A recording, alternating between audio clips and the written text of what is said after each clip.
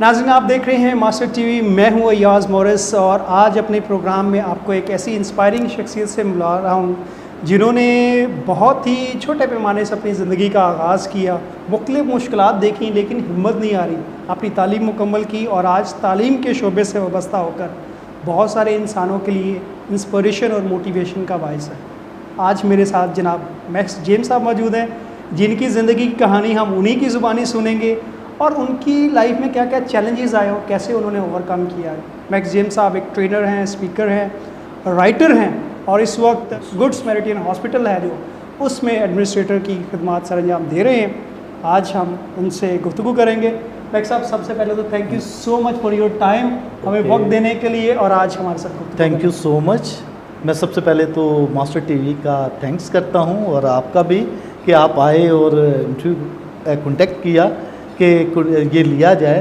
तो सबसे पहली बात तो ये है कि मैं काफ़ी देर से हमारी बातचीत हो रही थी कि हम बिल्कुल सही, तो ये बहुत अच्छी बात। Thank you so much once again and this is happening now after long time और काफ़ी हमारी प्लानिंग के बावजूद। मैं आपकी लाइफ जर्नी जो है वो बड़ी इंस्पायरिंग है, जैसे आपने ऑफ द रिकॉर्ड भी शेयर किया। आपकी मैं अपने व्यूअर्स के लिए ख़ास तौर पे जाना चाहूँगा कि आपकी पैदाइश कहाँ हुई, इब्तदाई तालीम आपने हासिल कहाँ से की और क्या क्या चैलेंजेस आए उसमें? सबसे पहले तो मैं खुदा का शुक्र करता हूँ कि जो उसने मुझे ज़िंदगी अता की है। दूसरे नंबर पर मेरी जो पैदाइश है वो नुमाबशाह में हुई और नुमाबशाह में जब मैं पैदा हुआ तो बड़ा एक डिफरेंट अंदाज कहा जाता है कि ड्रामाई अंदाज। मेरा जो नाम भी है मैक्स जो है ये एक हिस्ट्रिकल नेम है। अच्छा, सही। तो जब मैं पैदा हुआ था नवाबशाह में तो मेरा बैप्टिज़म जब होना था तो वो एक ब्रदर थे जो कि कराची फ्रायरी में थे, हॉलैंड से आए हुए थे नवाबशाह में, तो उनकी डेथ हो गई। तो फिर फादर ने एडवाइस की, जब मेरे पेरेंट्स को बताया गया तो उन्होंने कि इसका नाम मैक्स रख दें, क्योंकि वो मैक्स जो ब्रदर था उसका नाम मैक्स था, उसकी डेथ हो गई। तो मेरा नाम भी मैक्स के नाम से किया गया है। सही। तो मैं समझता हूँ फिर एजुकेशन पॉइंट से मेरी लाइफ, मैं कहता हूँ कि मैंने सेंट एंथनी स्कूल नवाबशाह में ही मैंने अपनी प्राइमरी पास की और उसके बाद जब मैं क्लास 6 में गया तो मैंने स्कूल छोड़ दिया। अच्छा जी, तकरीबन ये 10 साल मैंने स्कूल छोड़ा। एक टीचर था, बहुत सेहतमंद टीचर था तो उससे मैंने कहा ना ही पढ़ूं तो अच्छी बात है, क्योंकि वो थोड़ा सा डेंजरस था। डेंजरस नहीं था लेकिन आपके ज़हन में वो खौफ और डर बैठा हुआ, क्योंकि वो मारता बहुत था काम ना करो। मैंने कहा छोड़ ही दें तो अच्छी बात है।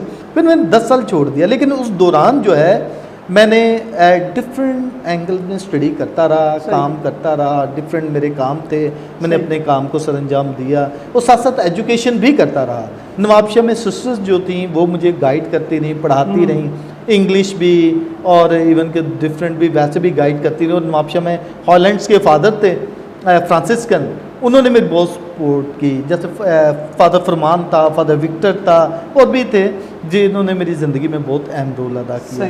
जिनमें एफसी सिस्टर्स जो कि सेंट जोसेफ कॉन्वेंट कराची में जो सिस्टर्स हैं, नवाबशाह में भी वहाँ पर कॉन्वेंट है और वही सिस्टर्स थी, उन्होंने भी मेरी लाइफ में बहुत अहम रोल अदा किया आगे बढ़ाने के लिए, इंकरेजमेंट के लिए। हमेशा मुझे बहुत प्यार करती थी, इंकरेज करती थी।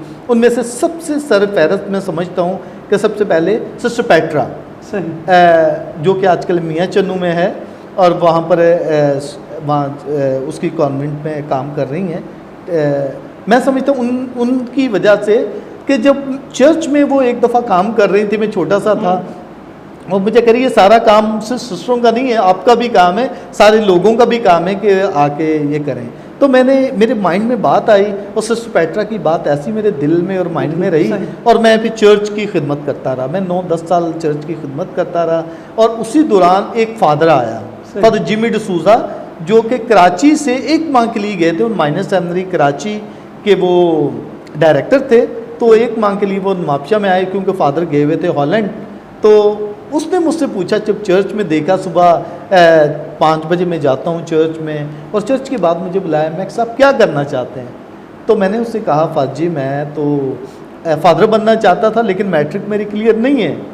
तो उसने सेकंड डे फिर मुझे बुलाया चर्च के बाद, तो मुझे कहने लगा कि मैक्स अगर आप मैट्रिक मैं आपको करवाऊंगा, लेकिन आपको नवाबशाह छोड़ना होगा, कराची जाना होगा। तो मैंने अपनी अम्मी से बात की, मेरी अम्मी ने कहा कि ठीक है आप चले जाएं। तो मैंने सब कुछ छोड़कर मैं वहाँ आ गया कराची। तो यहाँ मैंने 2 साल में मैट्रिक की, छठी के बाद मैट्रिक, और सेकंड पोजीशन ली अपनी क्लास में। 32 स्टूडेंट थे, और मैं कह रहा हूँ ये मेरी जो लाइफ थी। लेकिन मुझे जो 10 साल थे मुझे वो लोग पढ़ाते रहे, खास करके लर्निंग नहीं रुकी आपकी? लर्निंग नहीं रुकी, मैं पढ़ता रहा, काम भी करता रहा, और ये भी सारे फिर उसके बाद वो एक मिसेस शमशाद पीटर थी नवाबशाह में, उसकी फैमिली 4 बेटियां थी उसकी, वो मुझे सब पढ़ाती थी बहनें। उनमें से बाजी नाजी थी, आजकल अमेरिका में है, उसने मेरी बहुत मदद की। और अक्सर औक़ात में जाता हूँ, मिलता भी हूँ, तो मैं कह रहा हूँ मेरी लाइफ में बहुत उन्होंने भी एजुकेशन में। और सिस्टर मैगलिन थी, मुझे इंग्लिश पढ़ाती थी, सिस्टर एग्नेस थी, दूसरी सिस्टर्स थी। और मैं कह रहा हूँ मैं थैंक्स करता हूँ FC सिस्टर्स का, उन्होंने मेरी लाइफ में बहुत अहम रोल किया बचपन में, और मुझे यहाँ तक पहुँचाया। फ्रांसिस्कन कम्युनिटी ने, फ्रांसिस्कन फ्रायर ने, तो ये मैं समझता हूँ कि बहुत ही इम्पोर्टेंट। फिर मैट्रिक के बाद का अगला सफ़र? मैट्रिक के बाद फिर मैं दारुल उलूम में चला गया फ्रांसिस्कन में फादर बनने के लिए। 4 साल मैंने वहाँ स्पेंड किए हैं। बिलीव मी कि मैं कराची से जाकर और वहाँ पर मैंने कॉलेज किया। थैंक्स गॉड कि फ्रांसिस्कन की बदौलत मुझे बेस्ट कॉलेज लाहौर का मिला, और मैंने वहाँ से कैंट में वहाँ पर मैंने कॉलेज किया, और मैंने वहाँ पर भी पास हुआ। जो लाहौर के पढ़ने वाले थे पंजाब के, वो फेल हो गए, मैं पास हो गया। लेकिन मेरी छुट्टी भी होती थी, मैं रात भी पढ़ता रहता था, क्योंकि मैंने अपनी पढ़ाई को छोड़ा नहीं। हमारा था कि 10 बजे के बाद ना लाइटें ऑफ करनी। मैं अक्सर कहता हूँ स्कूल छोड़ा लेकिन पढ़ाई नहीं छोड़ी। सही। और मैंने फिर ना लाइटें बंद हो जाती थी, और मैं अपनी एक लैंप ले लिया जो डॉर्मेटरी थी हमारी, मैं वहाँ पढ़ता होता था। फिर जब जुमेरात को छुट्टी होती थी, मैं गार्डन में जाके बुक्स ले लेनी, दूसरे सारे एंजॉय करते थे, मैं पढ़ता रहता था। तो मैं कहता हूँ ये मेरी एक बहुत ही जाहिर थी आपकी। हाँ जी। तो खुदा का शुक्र है कि जब मैं पास हुआ तो ब्रक क्लिफर्ड नरोना मेरे टीचर थे, वो बहुत खुश हुए, कह रहा मैक्स मुझे पता था आपने पास होना है। तो आजकल अभी भी दारुल उलूम में वो मेरे बहुत अच्छे इंग्लिश के टीचर थे, पर्सनल डेवलपमेंट के भी, उसने बहुत कुछ मुझे गाइड किया। फादर सलीम थे, दूसरे थे, उन्होंने बहुत गाइड किया। तो मैं समझता हूँ कि मेरे लिए बहुत ऑनर की बात है कि फ्रांसिस्कन ने उन्होंने बहुत कुछ मुझे दिया। सेकेंडली मेरे पेरेंट्स, उनकी भी मैं कह रहा हूँ बहुत कंट्रीब्यूशन है मेरे में। जो क्वालिटी है मेरी मदर की है, मेरी पुश मदर करने और वो डिज़ायर और वो ख्वाब देने में। तो मेरी मदर जो है बहुत हार्ड वर्कर थी, बहुत उन्होंने मेहनत की, और मैं समझता हूँ कि मेरे में उन्हीं की जो कुव्वत है कि मैं वो करता हूँ। ये कहीं ना कहीं होता है, ये माओ का जो ये सॉफ्ट एलिमेंट होता है ना, सॉफ्ट कोर का, ये आपके अंदर जब बिल्टन होता है ना, तो वो आपको आगे ले ही जाता है। जी बिल्कुल। तो ये मैं समझता हूँ कि मेरी लाइफ में बहुत इंपॉर्टेंट था, और अभी भी मैं थैंक्स करता हूँ तमाम फ्रांसिस्कन के और जो तमाम FC सिस्टर्स हैं, चाहे वो नहीं है, मुझे नहीं जानती, लेकिन उनका भी मैं थैंक्स करता हूँ।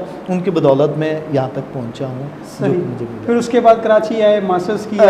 कराची में फिर मैं जब आ गया, फ्रायरी में मैं पढ़ रहा था, फ्रायरी में आया, मैंने अपने नेविशिएट कंप्लीट किया, हैबिट मुझे मिल गया। हैबिट के बाद फिर मुझे मैंने रिलीजियस कोर्स 2 साल किया, और फिर उसके बाद मैंने छोड़ दिया। फिर मैंने कहा मुझे एजुकेशन को आगे करना है। फिर मैंने ग्रेजुएशन कराची यूनिवर्सिटी से की, फिर मैंने मास्टर कराची यूनिवर्सिटी से किया इन इंग्लिश।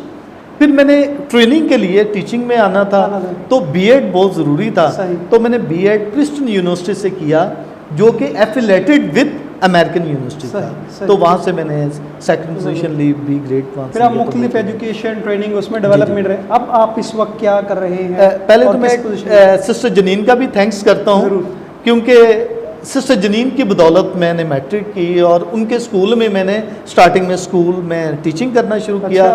वहाँ मैं प्रिंसिपल भी बना, और फिर उसके बाद फिर मैं यहाँ पर आ गया। उनके 2 स्कूल्स में मैं पढ़ाता था।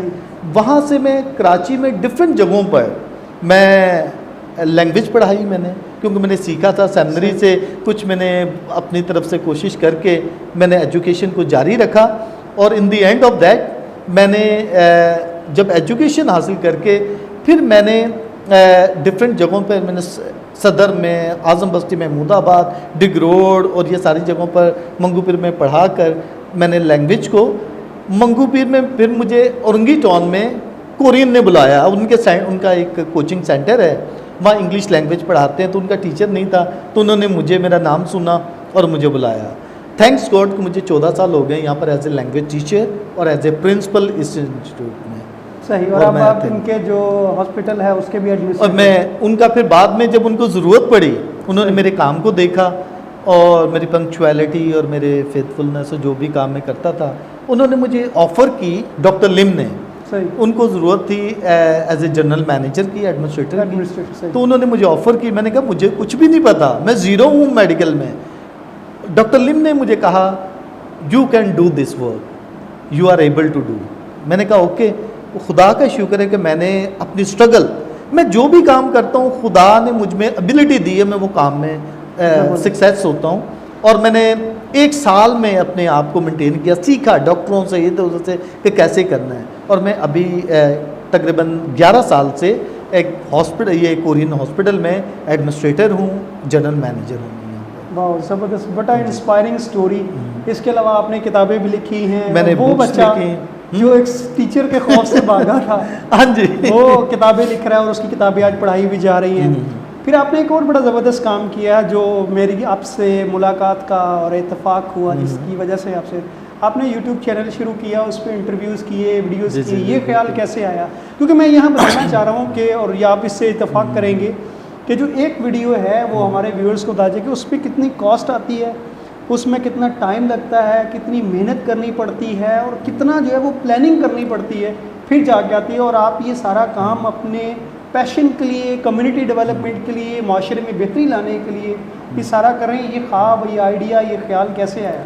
ये बहुत अच्छी स्टोरी है। सिस्टर अनीला, जो सेंट जोसेफ कॉन्वेंट की प्रिंसिपल थी, आजकल वो सियालकोट में है, उन्होंने मुझे आइडिया दिया कि मैक्स आप देखो ट्रेनिंग वगैरह तो करवाते हैं, क्यों नहीं आप यूट्यूब चैनल और ये बनाकर सेमिनार वगैरह देते हैं। जैसे सिस्टर ने कहा, मैंने 2 माह के बाद पहला सेमिनार दिया और मेरे आइडियाज़ में कि वो जो है सिर्फ़ और सिर्फ हमने कोशिश की थी पहले कि 15-20 स्टूडेंट्स आएंगे, लेकिन जब वो देखा हमारे पास जगह नहीं बची हॉल में, वो तक में 40 स्टूडेंट आ गए। हमने कुछ को वापस भेजा जो कि ज़्यादा स्टूडेंट आ गए, फिर उन्होंने बड़े हॉल में करना शुरू किया। और थैंक्स गॉड कि मेरे अभी मुझे बहुत बुलाते हैं, मैं कॉलेजेस में जाके एज ए लेक्चरार को लेक्चर देता हूँ, बहुत सारे लोगों को देता हूँ। मैं समझता हूँ ये खुदा की एक जो मुझे एबिलिटी दी है उसके मुताबिक मैं करता हूँ। बहुत ज़बरदस्त सर, आपकी गुफ्तगू से मुझे इतना मज़ा आ रहा है और यकीनी तौर पर हमारे व्यूअर्स भी हैं, वो भी इंजॉय करेंगे।